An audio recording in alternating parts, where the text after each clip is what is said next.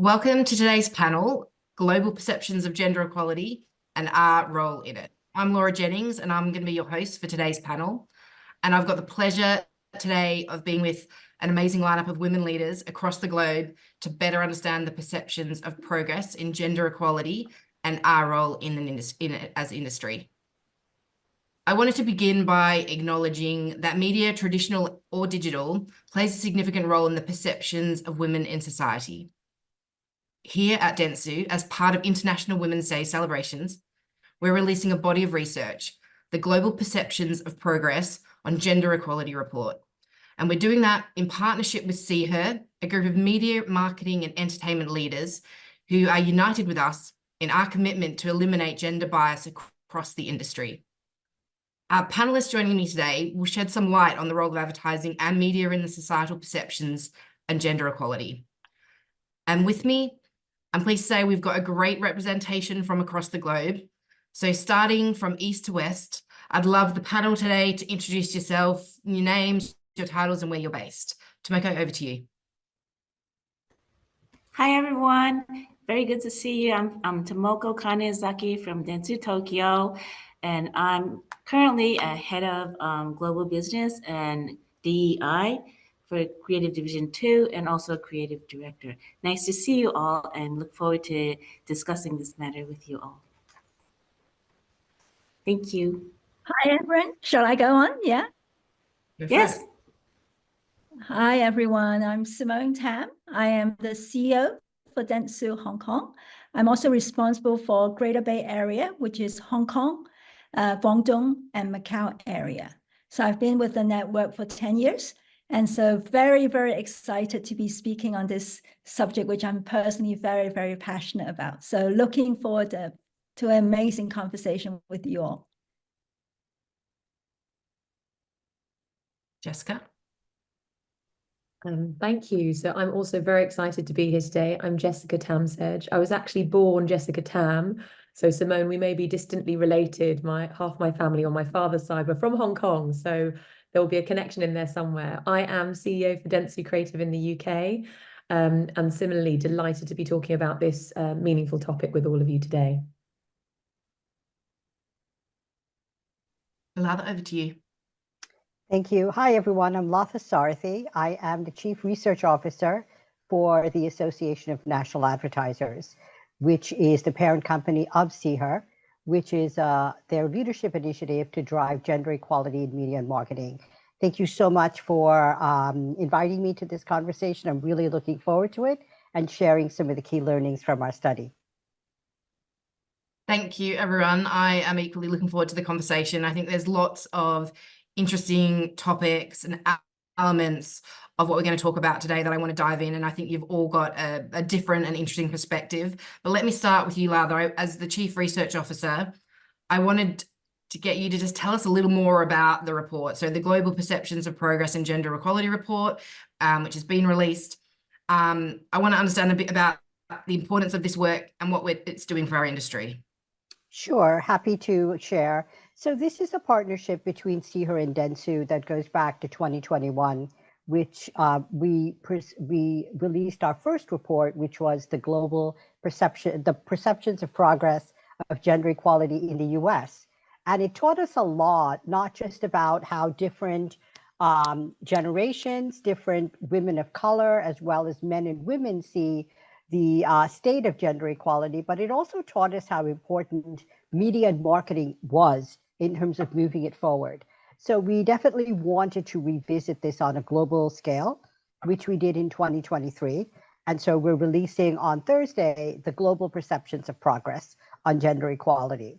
And we have, like a secondary or an equally important goal with this in terms of understanding gender equality. It's also to drive business growth. Certainly we want to transform society, but SeeHer has been doing this work for close to 8 years. And we know that when accurate portrayals of women and girls happen in media and marketing, it is absolutely a business growth driver. But just to give you a couple of highlights from this study, gender equality is still a global challenge, limiting opportunities for nearly 4 billion women worldwide. And according to the 2023 Global Gender Gap Report by the World Economic Forum, the gender gap parity has only close to 68%. And in our study, we looked at several of the factors that the World Economic Forum looks at as well: equal rights, economic empowerment, political empowerment, education, and health. And we also added societal perceptions because we felt that that was where media and marketing played such a critical role. And we found that, in short, women are 7/10 of a man. Going back to that 68%, there is still not equality. And overall, although gender equality is an important personal goal of all of the countries we surveyed, and let me just point out which ones were in our survey: US, UK, Japan, Mexico, and India. 90% of adults feel that gender equality is important, but they're not seeing the progress that they want to see. And that's really where we're standing today. Although women influence over 30 trillion globally, they do feel underserved by brands. They don't feel that they're portrayed properly. Only 32% of global adults say advertising and media have made a lot of progress to better represent women in the last 10 years. And only 16% of the women we surveyed felt that they were portrayed accurately all the time. So media and marketing are critical in shaping gender roles. They are a huge impact on our society, and consumers realize this. 90% say that it is important. And as I said, over 90% feel that gender equality is an important personal issue. But at the same time, recognizing this issue, recognizing the amount of economic power women have, we still have to face the fact that we have not closed the gap. And that is really what this study is about, to give us the insights and hopefully some actionable recommendations to help us do that. Thank you. I think that is a real reminder that we still have more work to do, right? I think you can sometimes maybe fool yourself that we've made enough progress, but those numbers clearly show that there is more work to do. And as you said, it actually can also drive some specific action, which is important. Simone, I'm interested to hear from you. In the report, they talk about the power of, if you can see her, you can be her. And that is palpable across all the countries surveyed. In many ways, from my perspective anyway, this is where the change needs to happen. And I'd love to hear from your perspective in your career, an example of someone that you think has really provided that visible leadership from your perspective. Well, what a great question. Thank you. Actually, I want to start by growing up at home. I was very fortunate to have both of my parents who showed me that there was no limits to what I could achieve as an individual. I mean, they gave me the confidence to pursue my ambitions, and never have they ever said anything that began or ended with, because you're a girl. So I feel very, very fortunate already. But back to the first ever female leader I came across with was actually a lady called Melinda Hong. She was the CMO for the Hong Kong Tourism Board, and I'm talking 30 years ago. And I had, more than 30 years ago, but it was actually my final year at the university. And this lady came to my university as a guest lecturer. She was an amazing leader, smart, full of charisma. And it was actually precisely this 60-minute lecture that she gave changed my life forever. She was so inspiring that actually after that lecture immediately, during the lecture, I just said, I decided I would want to be her and follow her footsteps. After that single lecture, the next day, quite literally, I applied to the Hong Kong Tourism Board for a marketing role. She didn't give me a job at the Hong Kong Tourism Board. Instead, she referred me to the ad agency who had the Hong Kong Tourism Board business at the time and referred me there. And she actually gave the brief to the CEO at that time and said, hire her, but make sure she works on my business, which was the Hong Kong Tourism Board. And so I started my advertising industry through that opportunity. I spent 17 years at that agency. And now 30 years into the agency business, all because of how much she inspired me. And so, and it's really great, the fact that Hong Kong Tourism Board is actually one of our current clients now. So really, really happy about that. So I am truly the living proof of, if you can see her, you can be her, because that's exactly what happened to me. So thanks to that, you have now done what you've achieved in the industry and been part of the industry. And I think 100% you have played that model for many other people who have come up past and present. And yeah, I think it's also the clarity of remembering those experiences even 30 years ago tells you how valuable they were, that they stick with you and they stay in your career. So great example. thank you. So Tomoko, I wanted to move on to you now. And the report, it's eye-opening and shows some really clear data about the positive impact and the brand growth opportunities that Latha talked about at the start, but those who can portray women realistically. But evident by the results that we've talked about so far, we know we need to do more. So from your perspective, is there something that's stopping us or holding us back to make even more progress? Yeah, thanks for that question. And just to talk about Simone's story, that was so inspiring. It was so nice.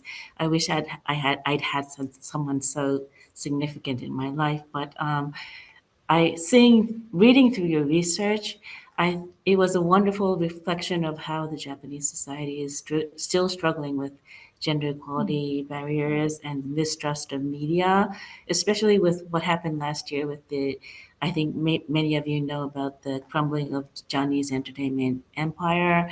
That kind of lost the relationship between the general public to the media. It kind of we're still struggling to gain back that faith that the media lost during the last years. But I was very, very inspired by the point that you've made and how the Japanese society or the situation is struggling behind all of you guys. And there's still a lingering outdated set of values deeply rooted in the behavior and the beliefs of management layers, like especially the top people, which is still like dominant. So that kind of set of values kind of seep through this general public, stopping women to make themselves visible. One good example during the pandemic was a story about this one woman professor who was very renowned for her professionalism in immunology. And she had this deep-seated mission about how to communicate how dangerous this virus was to the public. And she was kind of making herself visible because she was scared about how it would spread.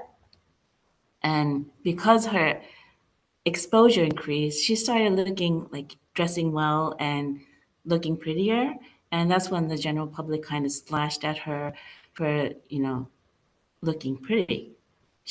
The Japanese like old stereotypical standard kind of wanted her to look more like a doctor or act like a doctor.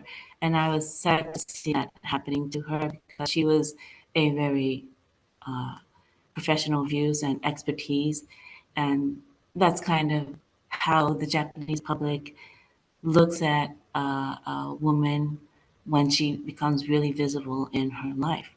And that really affects the women who are like aspiring to become a great leader. And that kind of affects the lack of role models in Japan. And that's really sad to see. But also, in our second division, we have like 25% of women managers. And also that dates back to 10 years ago when I joined this division.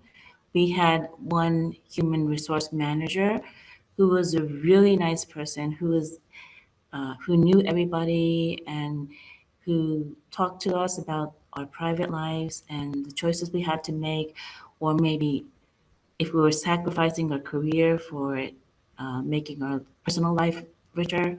So she knew everything in that was visible and what was not, and she inspired us all. So that's when you do have a role model or a manager close by who kind of pulls you up and inspire us to do better. It does have a positive effect, and we have a pipeline of women managers that we are trying to make a leadership role, put into a leadership role, and that has been going on for like 10 years. So when you do have a role model, it does have a positive effect on putting the women managers, and out there to make them visible and thrive in their career, not giving up their personal life as well. So we're trying to keep that going. And also with that diversity of management, we've been top sales division among the creative division for 3 consecutive years, which is, you can't prove the correlation between having a diverse group of managers and having top sales. But I wish I could prove there's a correlation. There's something connective that there's no denying that there's no correlation. So your data that you provided us helps a lot and encourages us to keep on going with what we have at hand. And I know we have to struggle further, but this research is really poignant and very, very helpful in pushing us forward, I think. And thanks for that, Latha.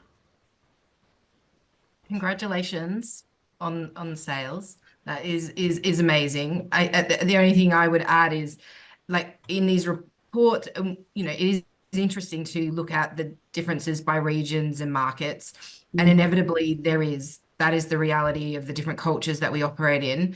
But what is really good to see is progress. That's ultimately what we're looking for. We're all looking for progress, right? No matter what base point we are starting at. So if we are all looking to drive positive change, make impact like you've been talking about, Tomoko, then that's progress. We're making progress. And that's I think ultimately where we need to get to. Yeah. Jessica? So it's very small steps. No, I don't think underplay the progress that you're making. Yeah, we're all at different levels. But thank you for sharing. It's interesting to hear. Jessica, I was going to come to you now and pivot to talking a little bit more about our clients and what we do for a living in our industry. So as advertisers, we have ultimately the power to influence hearts and minds of audiences globally. No small task. And we're starting to see positive shifts in how people are being portrayed in ads, which is much closer to real life rather than gender stereotypes of the past, which is great. I'm interested to hear from you whether you've seen any great examples recently and why did they resonate? Yeah, and I would start by thanking Latha as well for the research, because it shines a very honest and uncomfortably honest light on where we're at. And so you talk about the progress in female representation in media and marketing, but some of the data we saw there shows that we're still not where we need to be. And actually, since 2021 and since the pandemic, there's been a lot of sort of retrenching to that archetypal role of the woman at home, caretaking and supporting. So I think we have to be honest with ourselves about the starting point. I think the other thing to take into consideration, and again, it was highlighted in the research, is that younger audiences don't really want any binary sort of platform for a woman to be holed up in either. So it's not that taking her out of the kitchen or the bathroom cleaning into a position of traditional leadership or blanket success is helpful either, because what we really need to see is normalcy and relatability of women in many different contexts of their lives. And I think that's where we see the best advertising and marketing. If I may, I would start with never good to start with a negative, but I think it is important to show where brands have kind of pivoted from one end of the spectrum to too extreme on the other. And we've seen a tranche of feminine brands, femcare brands, especially in the UK and the West, try to move to that position of almost woman as hero, she can do it all. And I think it's important to note that that's as unhelpful as some of the traditional archetypes. So an unnamed femcare brand in the past year came out with a piece of content. It was an advert. Woman on her period, a Black woman, a plus-sized woman, decides to ice skate in white hot pants during her period. Now, not only is that quite a surreal thing to decide to do, it's completely unrelatable. And so I think this idea of suggesting that, don't worry, from traditional woman kept at home, anything is possible, it's not. So I think we should start from more authentic storytelling and real conversations that are not being had right now. And you ask about sort of positive examples. I would unsurprisingly highlight a couple from our own network, because dentsu and dentsu Creative in particular doesn't necessarily start from the traditional places of advertising storytelling. We don't assume a television advert of 60 seconds can solve how a brand is seen by an audience.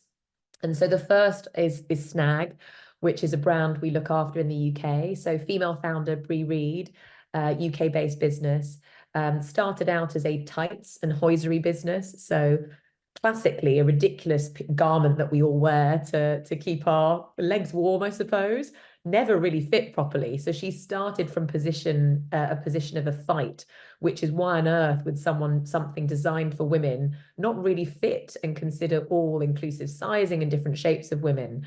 And that's sort of permeated every aspect of her brand.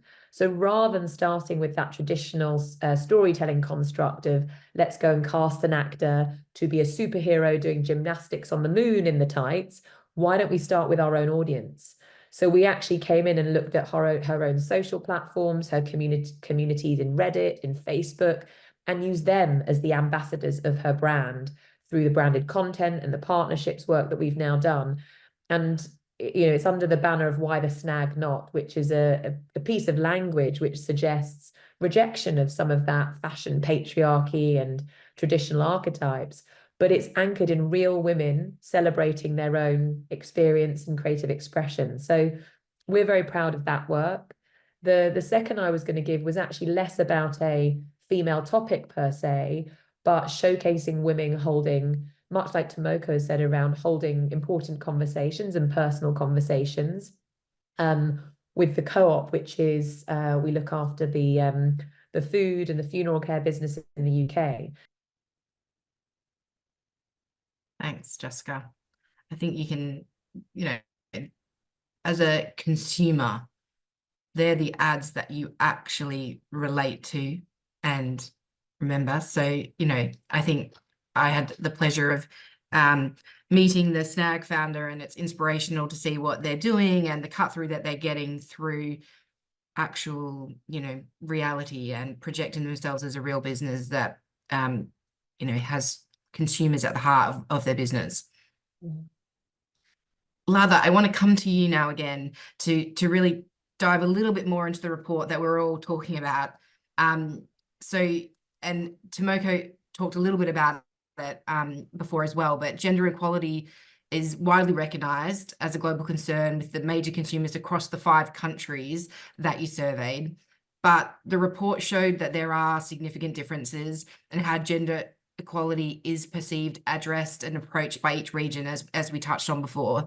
Can you share some of the differences and dive into that a little bit for us?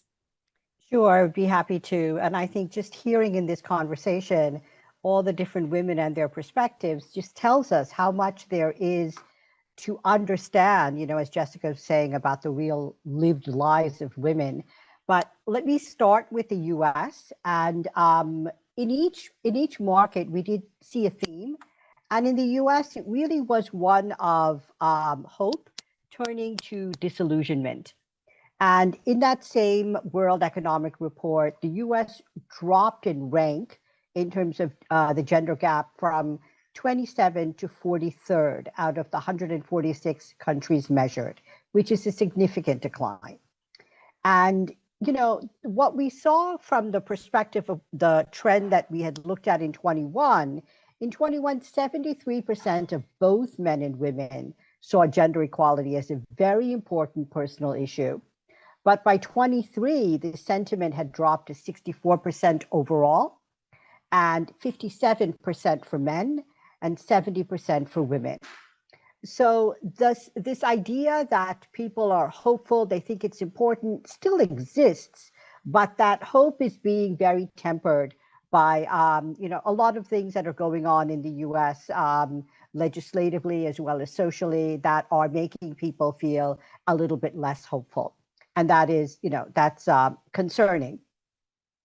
And we were talking about stereotypes. This piece came back regularly in all of the markets. Since 21, US consumers said that they were more likely to see women portrayed in media as caretakers, 70% versus 52% in 21, and less likely to be portrayed as leaders, 30% versus 48. So we are seeing sort of like a swing back, if you will, in terms of overall depictions. And this is, again, broad. There's so many great examples. And then we see in some markets like Mexico, where consumers are very optimistic. There's a lot of energy to see progress in gender equality. And I think it's because in some of these markets, we saw this in India as well, they are still on perhaps the front ends of making changes, of pushing things forward. So they have that energy behind them. But Mexican women do still face individual challenges. They were 91% felt it was a top global concern, gender equality. But they referenced the pay gap and persisting stereotypes about women's abilities more than any other market. And they were also one of the top markets to say that media plays a crucial role in shaping gender roles and norms, higher than all of the other countries. So this is where I think as a country becomes more aware of this and starts pushing forward, it pushes the media and advertising forward, because it's that, it's that circular relationship between what we are versus what we express, and then, back and forth. So in the UK, we actually found that gender equality was, again, a very, very important issue, but it had one of the lowest ratios of how equal women are to men. And we found that they also did agree that media has a very high propensity to be able to teach girls that they can do anything that boys can do. But again, the stereotypical portrayals came out. The UK had the lowest responses for seeing women portrayed as leaders at 29% versus caretakers at 79%. And one of the lowest ratios for the equality of women compared to men. Remember, I talked to you about that 7/10 of a man. In the UK, it was 6.6. So that was a little bit lower than the other markets. I think only Japan was lower than that. And Tomoko spoke about some of the unique challenges in Japan. And we did see this, that it was a bit of an outlier in certain ways. It's still very important. Gender equality, 77% of adults said so, but that was the lowest across all of the markets. And in Japan, interestingly, that's where they really want to see role models. This came up as at 64%, higher than the global average. And they also had the lowest belief in media and marketing to create change, to accurately portray women all the time at 12%. So you're seeing, again, and I think you said it, everyone's at a different point in this journey. and in their culture. But here you're seeing that there is definitely a need to, if you can see her, you can be her. That is a lot of the energy that moves people forward. And in Japan, I think that's what they're hungering for. In India, that was another market where they were very optimistic about seeing change and really believe that media and marketing can continue to drive change. At 86%, India was second only to Mexico in citing gender equality as a key form of societal discrimination. So it's very, very well recognized. And, I do want to say that when we looked at barriers, the sexualization and harassment of women was number one across all markets. So that has been consistent through the last two waves of this study. But India was distinctive in ranking other barriers. There was a lack of support and diminished interest in women's achievements that was greater than other countries. And they also had, a higher reflection of women having a lot of responsibility to drive gender equality forward versus men. 72% of adults in India said women had a lot of responsibility compared to only 62% of men. And I should also say that this dynamic existed in every country, that they felt women had more responsibility, but it just differed in terms of the percentages. And again, as an outlier, Japan was the one that was a little closer to equal in terms of men and women having responsibility. So we're seeing a lot of differences, certainly driven by culture, driven by society, but also driven by the fact, where is that culture in terms of understanding the power that media and marketing have and the power that women have when they can see themselves as leaders. So I think that's what's really being reflected with the market by market results. Thank you. I mean, it's fascinating. It's fascinating where the similarities lie, but also where some of those differences are.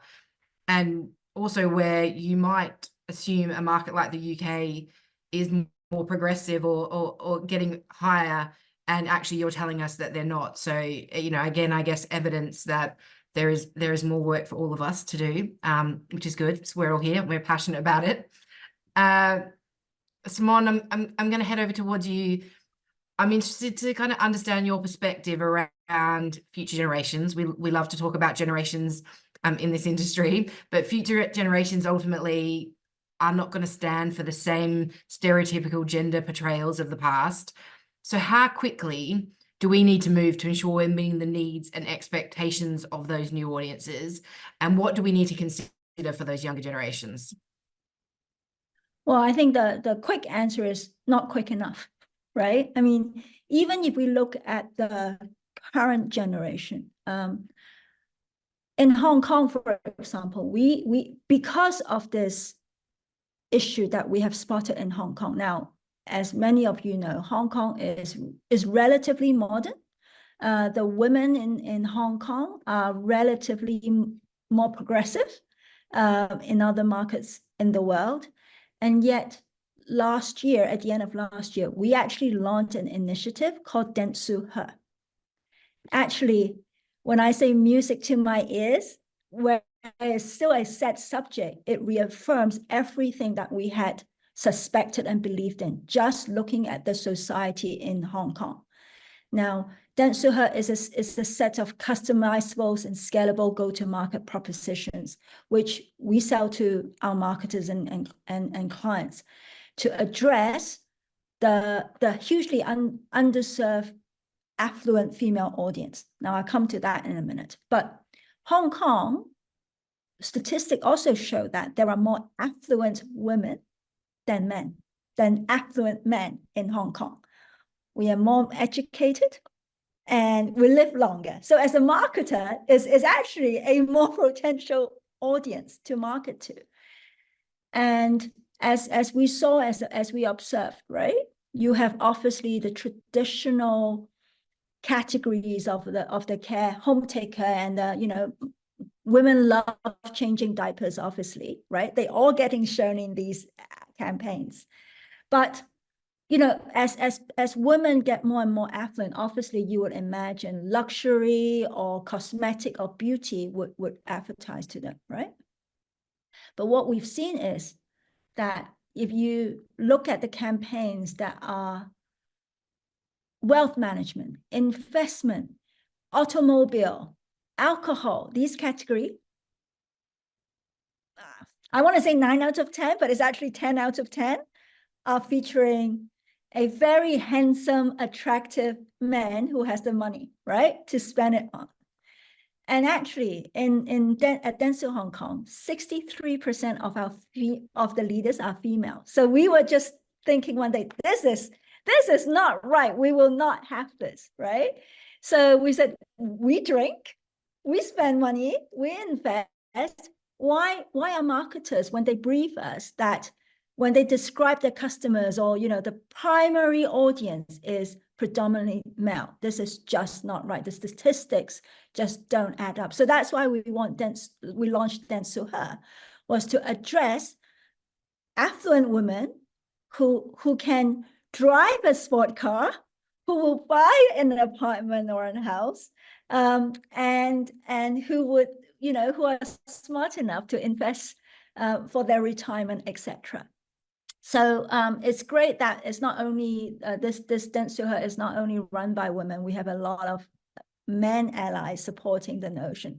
So we just launched that last year, and it's actually quite overwhelming, and I'm really happy with all the positive comments that we're getting. But you would think, why did we only think about it now when we should have many years ago, right? So I was telling, I have 2 boys, and I was telling my son about it. And my younger one is 15. And he said, Mom, I was walking home from school the other day, and I offered to take my friend's school bag because it looked heavy. His friend is a girl, Amelia. And Amelia just looked at him and go, you think I'm too weak to carry my school bag? And my son just went, no, I was just trying to be a gentleman, right?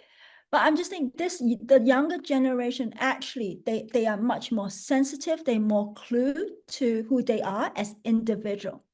And I think it's not, I love what Jessica was saying, that sometimes I think when a lot of people ask me about SeeHer, I'm not saying women rule the world. That's not what we're saying. It's actually our role in the society, or our who we are. That is not black and white. We have multiple roles. Men can change for babies too, right? Us as a mother, I'm a mother, I'm a daughter, I'm a leader, I can be a friend. We do all different things, and that is getting blurred. And I think we definitely have the role in media and advertising to simply reflect the reality, the truth. And that's why the authentic story is resonate to us. And if they resonate to us, they're going to resonate even more to the younger generation. Jessica, we've talked a lot about sort of different concepts within the advertising world, and one that I want to dive into with you is influencer marketing, which I know is close to your own heart. And influencer marketing, we've seen the rise of AI-powered editing tools which alter appearances on social media, and it's been highly discussed for some time about the negative impact that can have on gender perceptions and expectations. What role do you think we can play as an industry to create a safer, a healthier, a more positive social culture that creates realistic gender expectations? A lot. And this is probably one of those areas where it's not just on us to solve, right? This is a problem that starts through and I've got 2 young boys as well, so it's interesting. I've got those parallels around how they're experiencing those gender dynamics through brands and soon through influencers. It's for those younger boys as well as younger girls to be shaped with a more holistic understanding of the marketing landscape.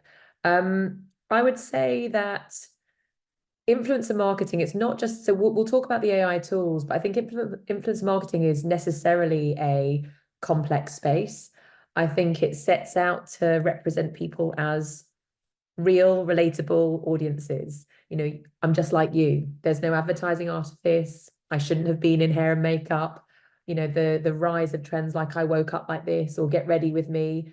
For all of those reasons, they can be so much more problematic because younger, impressionable audiences of both sexes are looking at this and going, that's what normal looks like. I don't wake up like that.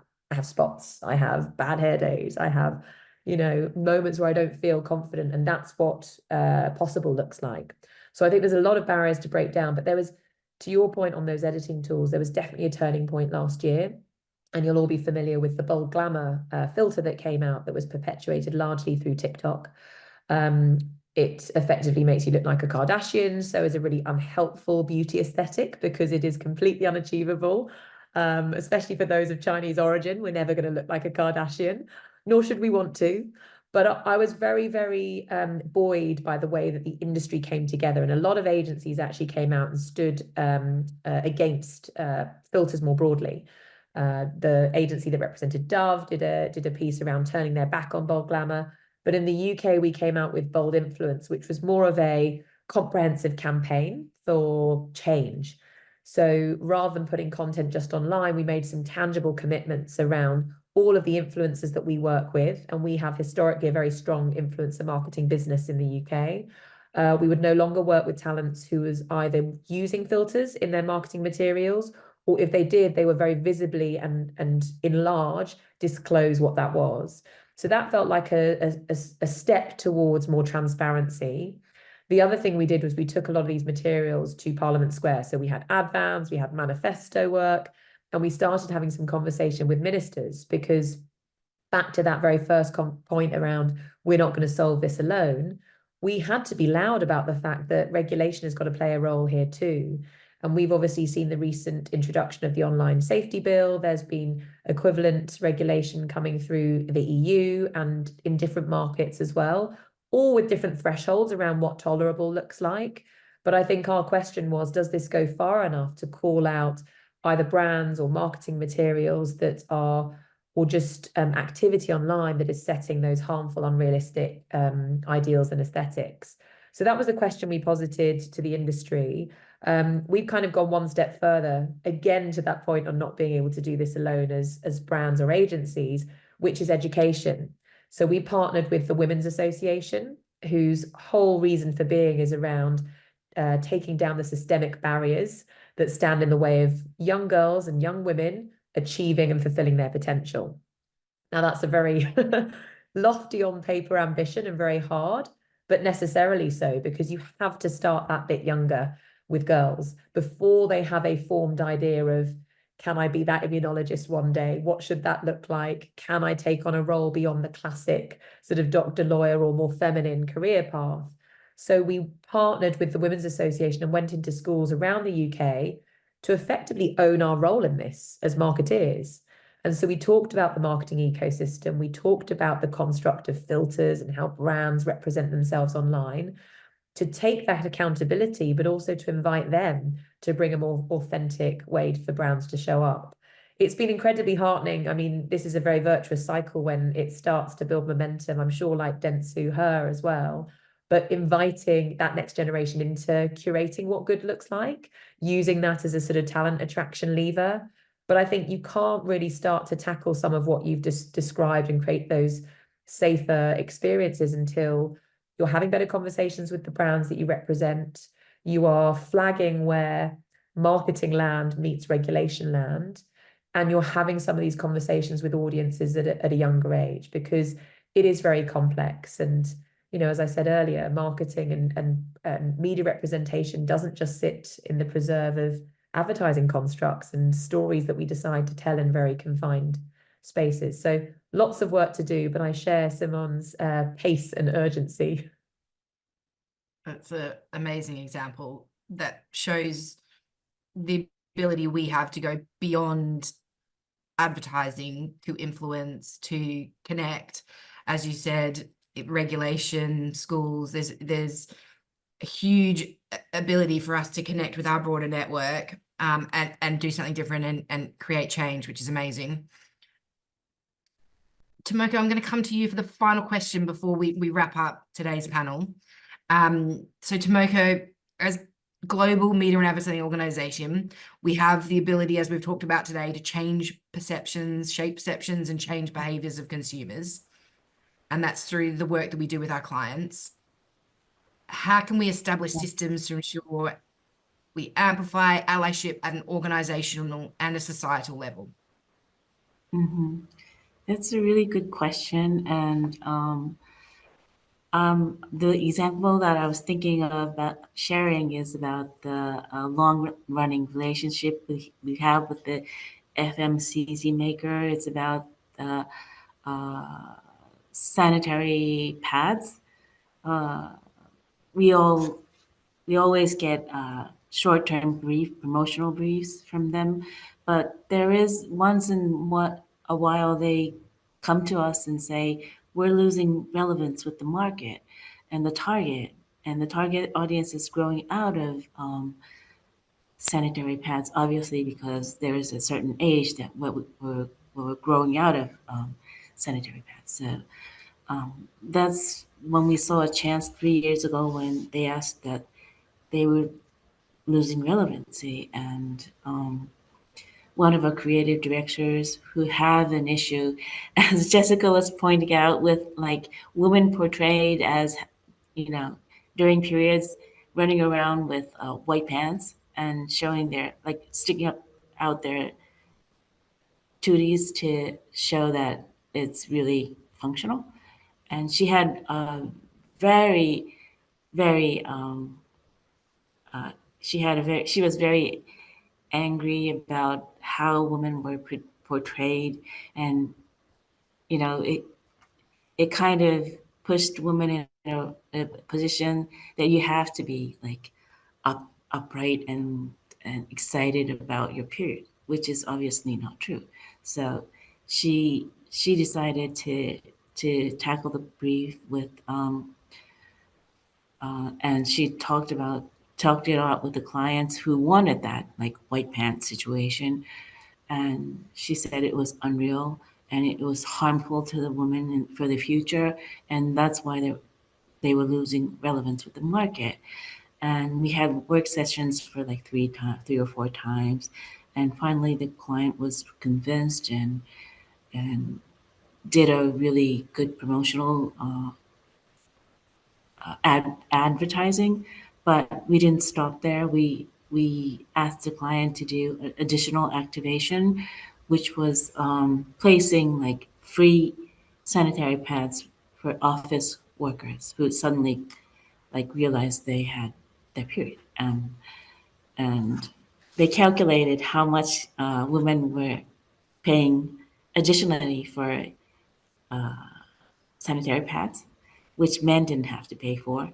And as the research points out, we have like 80%, or in Japan, 50% of a salary gap. So it's more weight on who's getting not reimbursed for their efforts. We asked the client to place free sanitary pads for every floor in the office. We started out with our office, and then we gathered data and presented to other corporations. And now over 200 companies are joined in the activation. And our clients were worried about, if you gave them out for free, that their sales would drop. But it was an opposite reaction, very positive. And women thought that the brand supported them, so they become more loyal to the brand and the brand scores increased. So by showing support, by brands being supporters for the women to be working with the safety, psychological safety, it kind of made the brand more relevant to the working targets who they were seeking a bond, trying to make a bond with. So that's one of the examples that a simple brief and an additional proposal would lead to a better relationship with the clients as well as the target audience that where the brand was losing relevance with. So Thank you. In the UK, we talk a lot about being a brief maker, not a brief taker. I think that's a great example of pivoting what the client's asking for and really kind of playing back to them what they actually need. And is a really positive way to start to impact change in this space and change some of those perceptions. I wanted to end just by saying, please do take the time to take a look at the report that we've shared today. As everyone's talked about, there's really interesting, thought-provoking insight that can help evoke change in everything that we're doing in the industry. So please do take a look. It's clear that the passion and the commitment from colleagues within dentsu and beyond with Laura is there's a real ability for us to make a change in this industry, and collectively we can make a difference, which is exciting.